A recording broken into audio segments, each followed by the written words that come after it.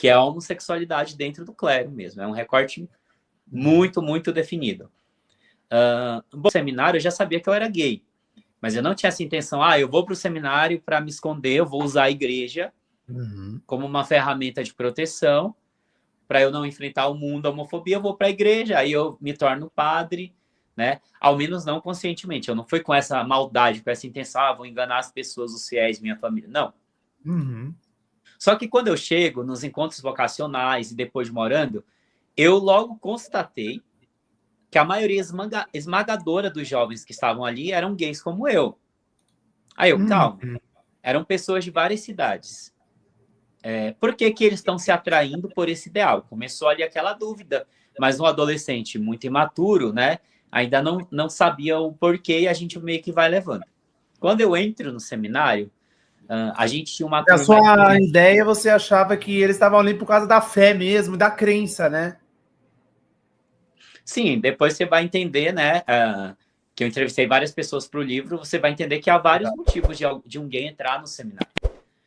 Existe o senso comum de que todos entram para fugir. Isso não é verdade. Isso pode ser verdade para algumas pessoas, mas a gente não... Principalmente quando a gente trata de questões muito polêmicas, contraditórias e complexas, como a sexualidade e a religião, não tem como a gente ser fatalista e dar um critério único para todas as pessoas. Os motivos são variados. Agora, há um ponto comum. Gays são, de fato, atraídos ao sacerdócio católico.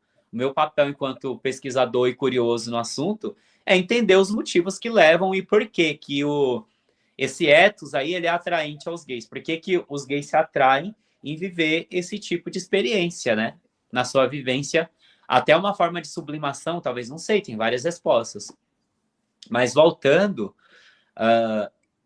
da minha turma de vários vocacionados, foram escolhidos 12 somente. Só 12 foram aprovados para entrar. Porque como que funciona?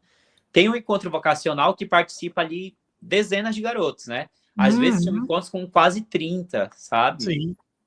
De todos aqueles, o conselho daquela comunidade religiosa, no caso de uma congregação, porque aqui tem que falar todos os mínimos detalhes, porque depois as pessoas pegam um ponto da fala e distorcem. Então, explicando, eu não estou generalizando. Na congregação que eu fazia parte era assim.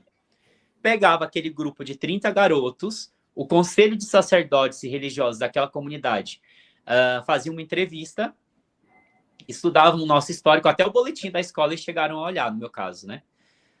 E eles viam quem mais se encaixava com o carisma daquela ordem. Então, logo de primeiro foi aprovado, porque só podia entrar no final da 8ª série. Então, logo quando chegou a minha época, eu já fui aprovado diretamente. Inclusive, tem aqui as cartas até hoje, né, de recomendação dos padres e irmãos. Você recebeu essas cartas? Que legal, eu não recebi. Eu recebia na época, na minha época de seminário, início dos anos 2000, né? Eu estava no vocacional em 2004, 2003. A gente recebia as cartas em casa, da maneira como a igreja usava tradicionalmente no passado. Pô, que legal. Ainda eram via cartas, ainda tinha que passar por entrevistas, tinha um conselho. E eu fui aprovado em todas as etapas tranquilamente. E entre aquele grupão, eu fui um dos 12 escolhidos. Por que 12? Porque o seminário onde eu morava lá no Pará, dessa ordem, dessa congregação, os orionitas, ele era muito pequeno e só cabiam 12.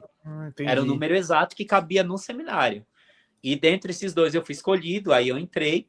Quando eu entrei, logo no começo eu percebi, de novo, a mesma coisa. Dos 12 que foram escolhidos, pelo menos 8 eram gays.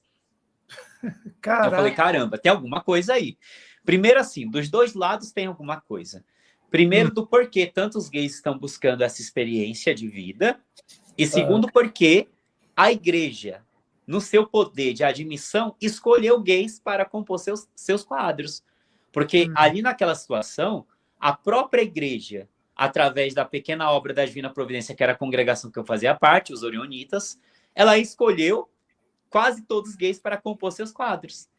Então você entende que dos dois lados tem uma escolha, porque muitas vezes a sociedade olha para o jovem gay que está entrando no seminário e julga, nossa, aquele gayzinho está indo se esconder no seminário. Mas só que a igreja, enquanto instituição, também aprova que esses gays ingressem nas fileiras eclesiásticas. Então, mais do que perguntar por que só os gays querem também entrar na igreja, perguntar por que a igreja hierárquica, através dos seus reitores, bispos, formadores provinciais, aprova majoritariamente gays a ingressarem nas fileiras eclesiásticas. A gente tem também que jogar essa pergunta para a igreja, porque fica muito cômodo jogar essa culpa, entre muitas aspas, na comunidade gay e dizer que gays usam a igreja para se esconder tão somente, o que diz o senso comum.